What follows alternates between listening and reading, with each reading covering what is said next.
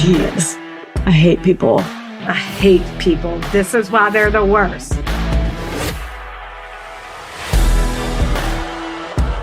Are you ready for it? Hey, peeps. Hey, fam. Hey, fam. This is Rachel. This is Rebecca. How are y'all doing on this Tuesday morning after Labor Day weekend? Yep. Good. Had a nice, relaxing weekend. Prepping for Europe. This is kind of a slow intro. I know. Well, that's because right before we hit record, they officially identified in Memphis the body they found yesterday as Liza Fletcher.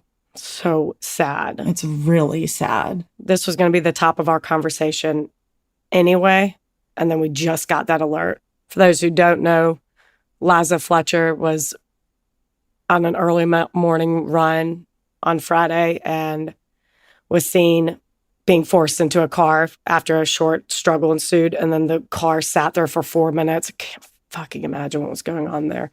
And then drove off, and she's been missing ever since. But as of today, Tuesday, they did just find her, unfortunately. She has 2 kids. That's what I can't stop thinking about. I know. And they're like old. They look like they're like, I don't know, like 4 and 6 or something. So like they're asking where mom is. They know something's up. Oh, God. I can't. And she was a teacher and seemed to be so. Mm-hmm. So we went to college like very close to Memphis at Ole Miss. We know a lot of people from Memphis.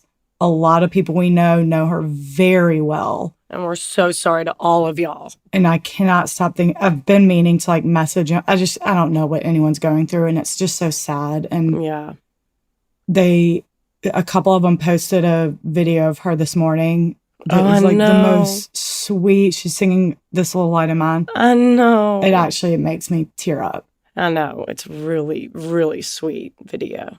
She just seemed great. And it's so sad. It is sad. All right. Sorry. We get emotional on this podcast a lot. And I've been talking about it all weekend without crying. I know. It's just sad. It's just because it's now real. And I just feel so bad for everyone involved. Everyone, her family, her babies, her students. Like they just started. I just can't. Those fuckers. Or that fucker. I'm like. What's his name? I don't even care. He got out of prison in November of 2020 from kidnapping. So he turns around, does it again less than 2 years later. In a very escalated degree. Right. In 2000, he kidnapped, and I believe, still very scary, threw a man in his trunk and forced him to an ATM and robbed him. But he survived. I mean, and now it's like the most horrific. Yeah, it escalated so badly in the worst way ever. Oh, God, I hate people. I know. Me too. But he'll fry now. God, I'm so sorry to Liza's friends and family. I know. Love y'all. Love y'all. I'm so sorry. Well, that'll be the only time I cry. I swear. On this pod. Probably not. Well, you cried the last episode. I've cried twice, or you've cried twice. Oh, I meant in this episode.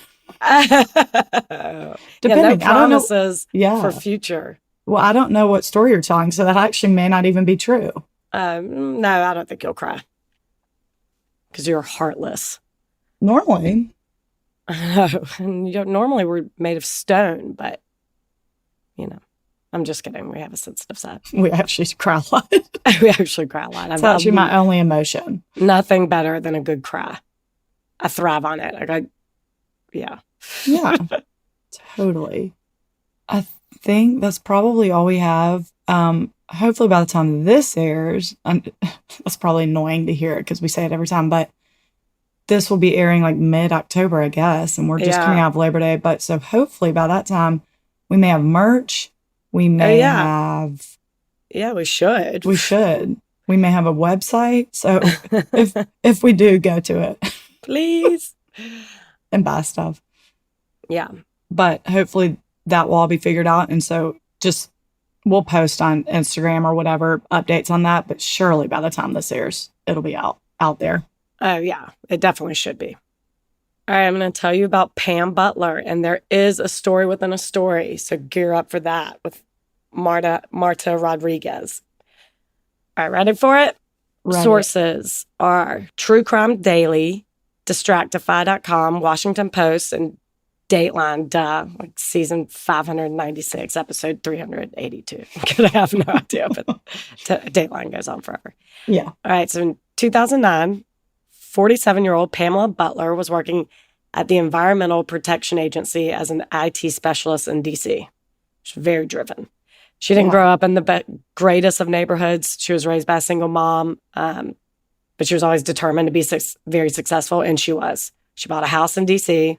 She had a Mercedes and a Jaguar. She was there. Hell yeah. I know. Go, girl. And she was very social. Her and her other single friend, Rita, would often hit up the town, go to happy hours, brunches, things you do, all the things you do in D.C. Oh, Old Ebbitt, watch out. Rachel loves Old Ebbitt in D.C. It's my favorite place. Touristy, but sure. With being so busy with work and friends, she didn't really have time to date the old-fashioned way. So, like most of us, she turned to the internet. And that's where she met Jose Rodriguez Cruz, originally from Puerto Rico and is now a clerical worker and living in Arlington, Virginia. It's clerical. Some people say clerical worker living in Arlington, Virginia. Sorry. Yeah. Things were going really well. And Rita said she was seeing less and less of Pam because she was spending so much time with Jose. Not in a controlling way. He didn't seem like the type who was trying to distance her from her friends. It was just, young new love. Totally. On February 12th, 2009, they had been dating for about 5 months, and Pam called her mom, Thelma, to make plans for her dinner that Saturday night with her and Jose. Apparently, Pam always wanted to treat her mom and take her out to do things as a way to pay her back for all the struggles they kind of endured as kids. So she was sweet. That's sweet. So she grew up in D.C.? Yeah. Oh, okay. So her mom still lived there? Yeah. Okay. So they were planning to go to Ben's Chili Bowl. Hey, any D.C. listeners out there, y'all know where it is. U Street. Great late night spot. Okay. Watch out, Ben's. Ben's Chili Bowls. Dang. Rebecca coming in hot. Uh-huh. This is my episode, bitch. So they were going to Ben's Chili Bowl that Saturday. And Thelma noticed that was Valentine's Day. So she was like, are y'all sure y'all want to do that? That's really awkward. Y'all can have the night alone. And Pam's all, no, we want to. But Saturday, unfortunately, came and went, and Thelma could not get a hold of Pam. She called her son, Pam's brother, Derek, who said they probably forgot about dinner and took advantage of the long weekend because that Monday was President's Day. But by Tuesday, Thelma was like, nope, we're going over there. So on February 17th, 2009, she, Derek, and Brandon, that's Pam's nephew who had up until recently lived with her. They all went to her house. Both cars were in the driveway and the doors were locked. But since Brandon had lived there for a little bit, he knew the alarm code, so he could deactivate it. They went to open the door and Brandon went to the panel, but the alarm was never set. This was huge red flag number one. They said Pam always set the alarm. Also, they noticed her work papers in disarray on a table, which was red flag number two, which just shocks me. But they said Pam was so neat, you would be nervous to sit down in her house. So the fact that even papers were a mess alarmed them. Oh, yeah. Thelma even said she would never leave her house like this, as if it was a disaster. I'm like, God, she would be appalled by my house. Yeah. On the desk, they also found a note from Jose. It said, Pam, where are you? Are we still taking your mother to dinner? I've been here looking for you. Thelma also noticed a blue latex glove on the floor, but this wasn't even the biggest thing to her. She said what really stood out was that the blinds were halfway drawn up from the bottom. Pam had those blinds that you could either raise from the bottom or lower from the top, and she always lowered from the top. So no one could see in. Yeah, she lived on a busy street, and it still allowed sunlight, but no one could see in. And privacy was a big thing to Pam. Yeah. Thelma knew right then and there Pam did not do that, so she immediately calls the police to report her missing. While she's doing that, Derek calls Jose and asks if he's heard from Pam. He says no and tells him they actually broke up on Friday. So Derek asks for his address and goes over there to talk to him. Jose meets him in the lobby, and Derek's like, no, my sister's missing. I need to go to your apartment so I can look around. Oh, yeah. The cojones. Yeah. Derek and his cojones. So they go into the apartment, and Jose tells them they broke up because he had been in contact with one of his ex-girlfriends, and Pam didn't like that at all. He claims he was only in contact with her because of the ex's daughter. The two had become really close, and Jose was apparently like a father to her and didn't want to cut all ties, so Pam broke up with him. Which, knowing Pam was raised by a single mom, I can't believe it'd be that black and white for her. Like, she would be so headstrong. You know? How old is the daughter? I think like 5 or something. Oh. Yeah. But maybe. I mean, you never know. Yeah, you never know. But it would just be shocking for it to be that cut and dry. Like, she was raised by a single mom. This little girl is being raised by a single mom. I don't know. Yeah. She didn't seem like the type. Right.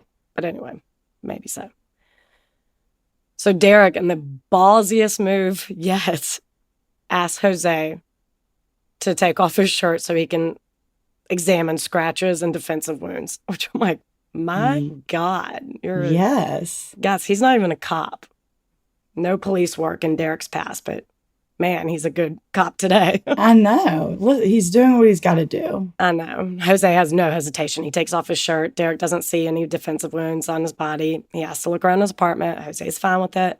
Derek doesn't see anything suspicious, and he leaves very confident that Jose didn't do anything. When he gets back to Pam's house, the police are there talking to Thelma and did an extensive search, but based on her house, they didn't think she was in danger. There's no forced entry, no evidence of a struggle, things like that. So they kept getting dead ends. Former homicide detective Mitch Credle, who worked on DC's sexual assault unit, ended up being assigned to this case. And he went to the surveillance cameras around Pam's house, and there was a ton of footage. She never turned them off. So he analyzed them from the days leading up to Valentine's Day and the days after. On Thursday, February 12th, very uneventful. She's seen arriving at home. She picks up her mail. On Friday, there's much of the same. You can see there's a hand coming out of the front door to get the mail, and you can't see the person's face, but it's presumed to be Pam. Later that Friday, Jose shows up carrying gifts, and he's seen leaving the following day, but we never see Pam leave. And this really baffled police because she was definitely not in her house. So if she were killed there or something, the person would have had to take her body out undetected. Yeah. And there's no break in the footage? No. Well, we'll get there. Oh, okay. Sorry. No, you're good. The videos show Jose going in and out Saturday carrying small bags. So the police call him in, and he gives the same spiel he gave to Derek about how they broke up, and he was using his key to get all his shit out, which explains why he's carrying all the bags. Crime scene technicians ripped Pam's house apart, pulling up floorboards. There is zero sign of blood or any indication of a crime scene. So they take to cell towers, and her phone pings in Virginia and in a park in Maryland. And then all of a sudden it stops. So they search those 2 areas but can't find anything.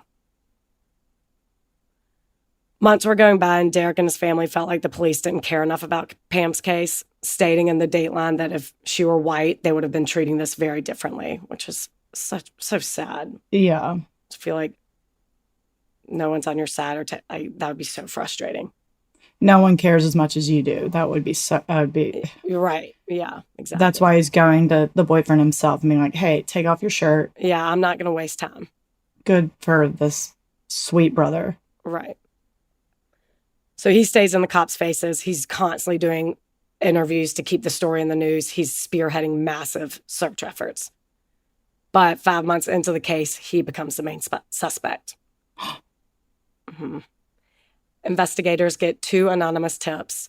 One says, look into the fact that Derek and Pam aren't as close as he says they are. And another one says, Derek Butler has y'all fooled.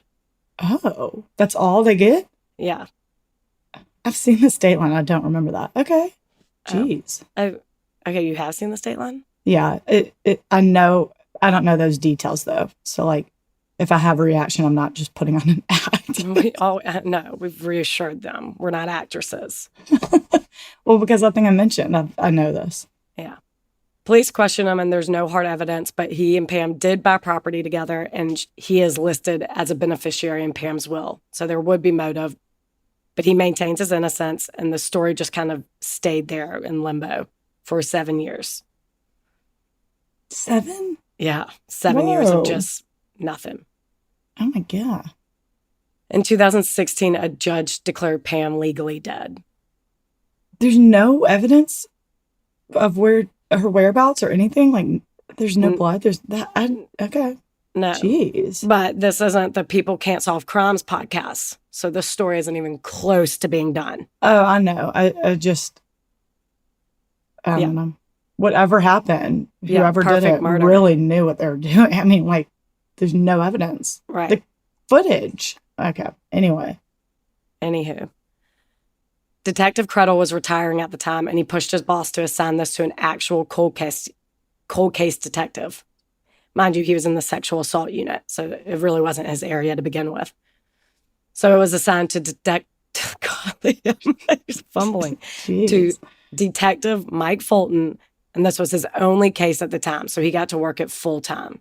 How fun would that be? To just oh my God. Take a bunch of Adderall and spend your days just on one case. Digging into one crime. Oh my gosh. Yeah, I'd have it solved by the end of the day. For sure. The fact that she was declared legally dead meant a defense attorney can't argue she's alive. So they didn't really need her body. It kind of removes the whole, like, no body, no crime element. They just needed to prove she was a victim of murder and who did it. He started from the beginning looking at the original persons of interest. Jose didn't have any previous arrests, didn't really have a motive, but Detective Fulton wasn't ruling him out. He did hone in heavier on Derek, who had a financial gain if she were dead.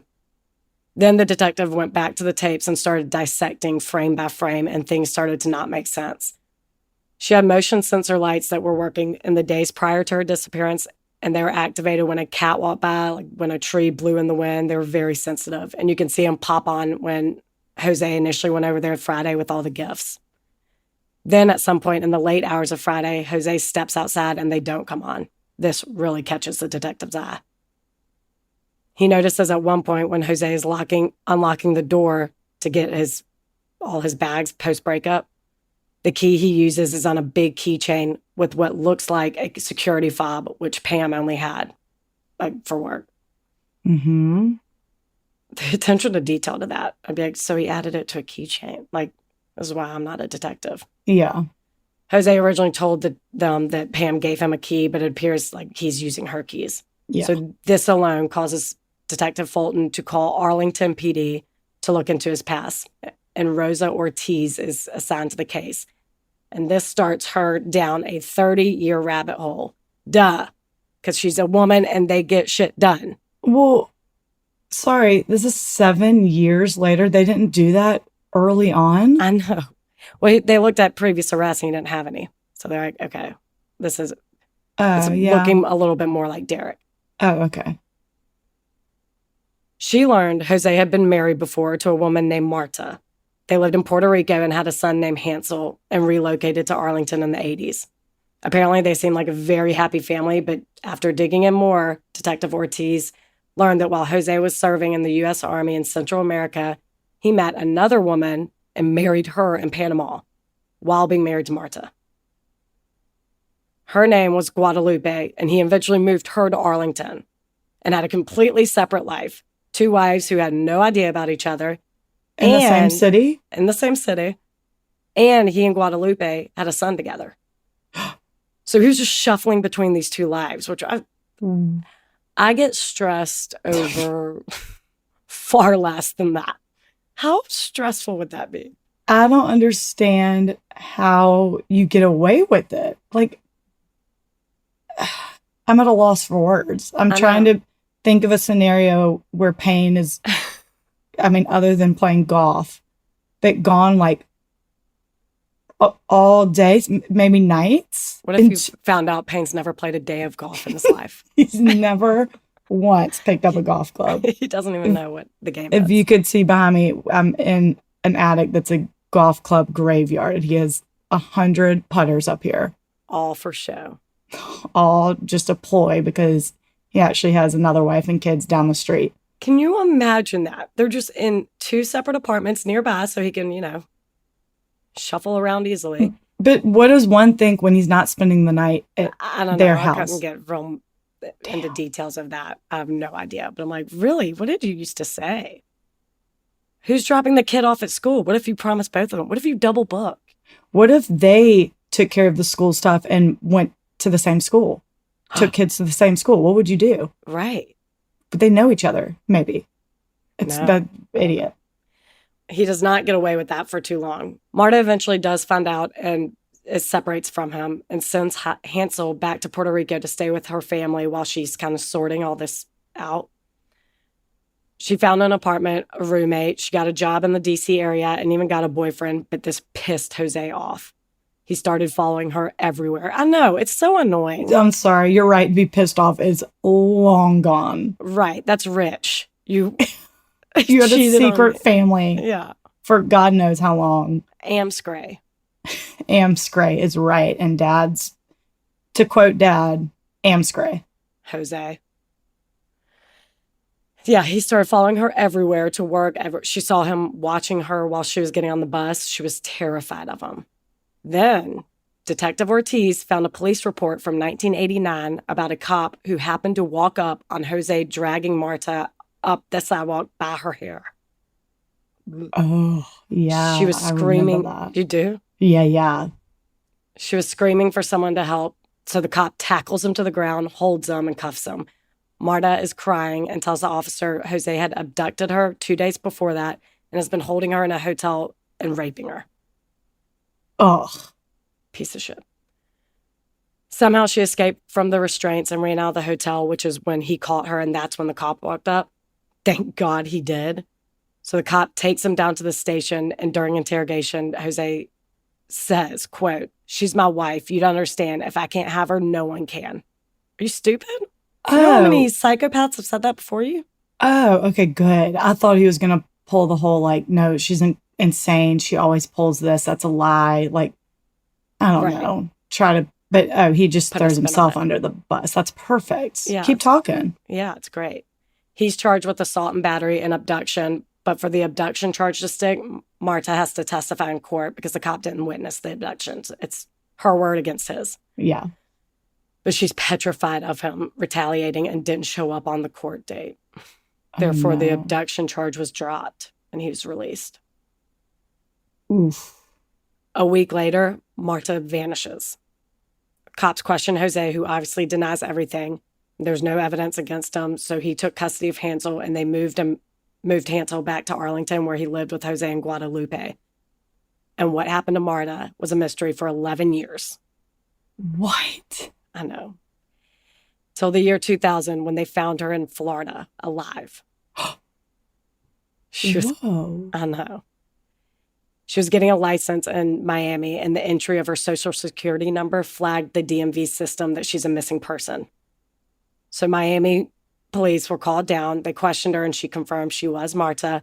She gave her birthday, her former address in Virginia, and they called the Arlington police and told them to close the file.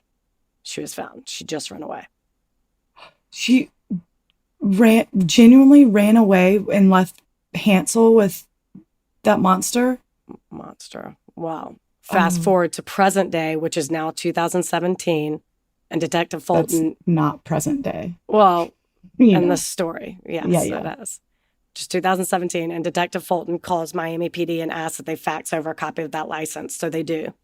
And the woman in the picture was not Marta. What? It's crazy. This woman had stolen her identity. He did an address check to the one in Virginia that woman gave, and that wasn't even where Marta and Jose lived. It was actually where Jose and Guadalupe lived.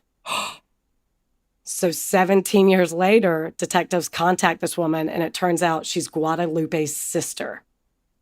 What? They didn't she just spit off an address confidently, and they're Yep. like, seems right. Didn't even look up a picture of what Oh my God. Marta looked at to be like, let me confirm this is you. Like, what? What? It's easy. They did not do. They're like, she could have said 1600 Pennsylvania Avenue. They were like, oh, she said that really quickly. Okay, I guess she's telling the truth. Like, they didn't even look up the No. address. No, sure didn't. No due diligence there in Miami. Oh my God. Guadalupe's sister was living in the U.S. undocumented, so she stole Marta's identity in order to stay here. She admitted Jose gave her all the documents because, quote, Marta wouldn't be needing them anymore. A real holy shit moment for the cops. Oh, God. I should have known that wasn't Marta. No one would leave their poor baby. I feel bad for even thinking it. Oh my gosh, that's what I'm getting to. I have a note about that because, well, I'll tell you what Hansel thinks. Because after this whoa, whoa, whoa, Miss Lippy moment, Detective Fulton calls Hansel, who's now an adult, and asks about his mom and what he knows. And Hansel tells him she ran off with drug dealers and abandoned him. That's what Jose had told him. So he grew up thinking his mom didn't want him. Which, if someone ever tells you this, dig in real deep, because there's more to that story. Yeah. Moms wouldn't do that. Very few moms would do that. Unfortunately, some do, but some do, no, but very few. I just can't with that. Oh, right. Leaving your baby in the hands of a monster. Pretty unlikely. If she were going to run away, she's taking her son. Yeah. Yeah.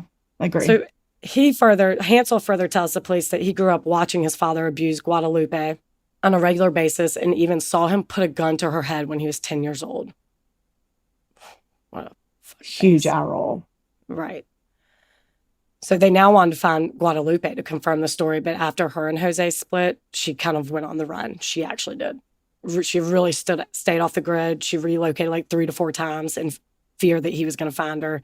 So it was with their kid, though? Yes. Yeah, with their kid. So it was really hard for cops to find her, but once they do get a hold of her, she does confirm everything. And they learn yet another story about this shitbag. Oh, God. Not sure what year this happened, but Jose had been running a flea market stall with a woman who had a young child, and he apparently wanted more than a business relationship. So one day, he asked her to meet him, and she brings her baby, and Jose abducts him at gunpoint. He keeps him in the basement for days, raping this poor woman in front of her son. Oh, God. I do think the son is an actual baby, so he doesn't know what he's saying. Doesn't make it any less traumatic. Yeah. She sees an opportunity to escape, arms herself with a knife, and stabs him. Hell yes. I know. Get shit done. He has a gun, and a struggle ensues, and a neighbor hears this, comes downstairs, and the woman is yelling for her to call the police. The name of this woman's not released, so I don't know it. But so she yells for the neighbor to call the police. But when the cops get there, all they see is Jose bleeding, and she's holding a knife. She's trying to explain her side of the story, but her English isn't very good at all, so they arrest her. Which at that point, I'd be like, great, take me away. Yeah. I'm sure she's relieved. They do hear her out at the police station and check her story, and they ultimately go back and see duct tape and rope, and they drop the charges against her. But for some reason, I don't know why, Jose is not charged with this. He does flip the story there, and it's like, it was a domestic dispute. She does this. So I'm like, you're just taking his word over it? So he's not charged. And a child's involved? Okay. Right. Okay, whatever. I'm not going to dog every detective in the story, but I know I've been kind of doing that a lot. So all the stories they ultimately come out on top, but every story we've told lately, there's some faulty police work going on. Yeah. Well, listen. But after this, Detective Fulton feels like he has enough to conclude Jose is extremely violent and did something to Pam. So as DCPD is building their case, they find out that he's currently dating a woman with a young daughter, and they decide not to waste any more time. With his first wife missing, his second wife and son claiming abuse, the flea market woman, and now his current girlfriend's missing, they get a warrant and arrest him in the murder of Pam Butler in 2018. The entire time, Derek has thought he's been number one suspect. For this, now, 8 years? They can't tell him that everything they're finding out about Jose. So for 8 years, he thinks that he's under the microscope, and he has not been at all. Detective Fulton goes to Derek's apartment at 3 a.m. And Derek's like, oh my God, I'm going to get fucking arrested. This is bullshit. He opens the door, and Detective Fulton goes, I locked his ass up. Oh, it was a high five moment. Oh, isn't that Detective sweet? Fulton. And Derek he did not like Detective Fulton because he was honing in so hard on Derek at the beginning. He was like, oh my God, this motherfucker's going to come arrest me. Yeah. And then I was like, no, I never thought you did. I knew you didn't do it. I just could not tell you everything we were finding. You would have, because we know you, Derek. We know you, and you would have marched your ass over to that apartment and taken care of it yourself. Yeah, just like you did in the beginning, because you're a badass and everyone loves you. We love you. I'm sorry. Let's shake hands. Let's high five. Let's dance. Oh my gosh. And if you're looking for a job, I know. Come work. Because they don't have a body, Jose does have some leverage for a plea deal, which he takes full advantage of. He agrees to tell them what he did and where she is for the lesser charges, second-degree murder and 12 years in jail, which is what Carla Homolka got. Just FYI, 12 years in jail. 12 years. But the Butlers did not care. They're fine with it. They really just needed to know what happened and give her a proper funeral. Oh, yeah. So here's what happened. The day before Valentine's Day in 2009, they got in an argument because she was working and he was watching TV on the couch. And she just got irritated that she was always working. He hadn't found a new job. And she tells him that he is not a man and then calls him a pussy. Yes. I mean, sounds like he was. He's weak. Mm-hmm. So he punched her in the face and said he blacked out. And when he came to, she was gone. But then on the tapes, when this is being recorded, he said, okay, I'm sorry. That was a lie. I didn't black out. I strangled her. Oh. He then put her limp body in a black trash bag, dropped her out of the side window, the one that Thelma noticed right from the get-go, because that was the only side of the house Pam's camera didn't catch. Yeah. Didn't monitor. Mm-hmm. He then drove her to I-95 in Virginia and dug a shallow grave in the median in between the north and southbound lanes of one of the busiest stretches of interstate in the country. So if you're in D.C., and you drive on I-95, you'll be driving over a dead body. Because unfortunately, they couldn't recover her body because it had been paved and is now HOV lanes. What? Uh-huh. So he did that, I mean, I'm guessing the middle of the night. That's what I'm like, y'all didn't dig into how he did that. There's always someone on I-95 in the medium, but they have since paved over them because now they're HOV lanes. So if you're ever going to Richmond or Virginia people, y'all are ever going to D.C. and y'all driving I-95, which you do, how eerie is that? But that's not over. You think it's over and it's not. Well, I'm just wondering how, so they couldn't ever confirm if that's even true. No. Okay. Just keep going. How about I just keep going and I tell you what's true and what's not true? Sure. Love that idea. Great. When they were looking for Pam's body in the median, it struck a memory of a state trooper living in Virginia. He remembered that in 1991, which is 20 years before Pam went missing, they found a body in the same median 6 miles away from where Jose said Pam was. Ooh. But in the early 90s, there was no good way to identify sparse remains, so they listed her as a Jane Doe until now, because they obtained DNA from Hansel and confirmed it was Marta. Oh my God. Found her 30 years later from the day she went missing. Oh my God. Chilling realization from I was going to detectives. say I got chills, but. Okay, Jose. To hell with your 12 years, because now we have you on Marta's murder. Oh, there you are. But it wasn't actually that easy because they couldn't confirm how she died. It was way too long. They had no murder scene. Even the location of her body was considered circumstantial evidence. You're joking. Right. Did she die of natural causes and then naturally get buried in a median off the interstate exactly where her ex-husband says his new girlfriend is buried? Like, come on. Yeah, pure coincidence. Pure Get circumstantial. And he at first claims this. Pure coincidence. He denies it. Fuck off. But What's the point? I know. I mean. And then his attorney's like, if we take this shit to trial, you're going to jail for the rest of your life. So he yet again strikes a plea deal for second-degree murder, and they have a sentencing hearing. So there's no jury. It's just in front of a judge. Minimum is 5 years, maximum is 40 years. Hansel takes the stand and reveals a childhood secret. One night when he was 11 years old, Jose was in a rage, so he ran to hide. Just sad in itself, but and when he was hiding, he found a letter in his dad's handwriting that says, "I'm responsible for Marta missing." Apparently, this was the beginning of a suicide note, but Hansel got so scared he put the note back and ran and never told anyone.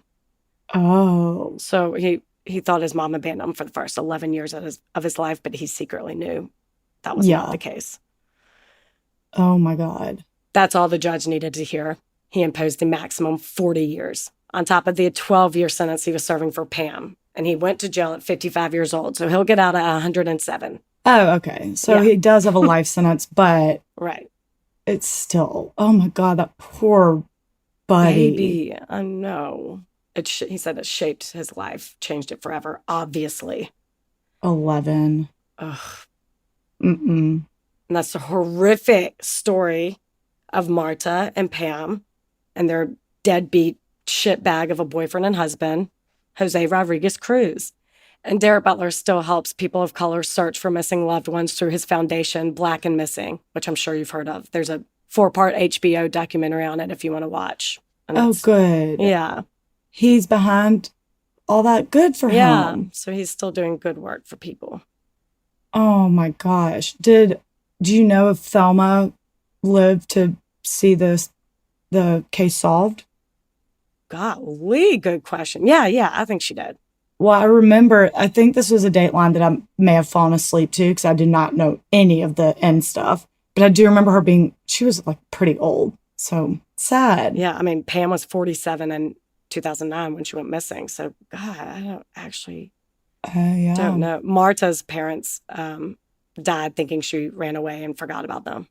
Oh, no. I know, that's so sad for everyone involved. That is crazy. Crazy.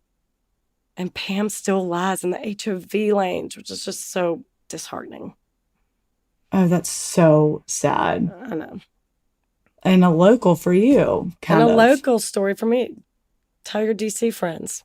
What's up? Oh, well, justice was served. Justice was served, and that piece of shit is rotting in prison. Where, in Virginia? Yeah, Stratford County or something. Bye. Peace out. Good. Well, great. Well, thank y'all so much for listening. Thank you. This has been so fun. The podcast has been very fun to do. It really has. So thank y'all. And y'all are the best. People are the worst. Okay, See bye. ya.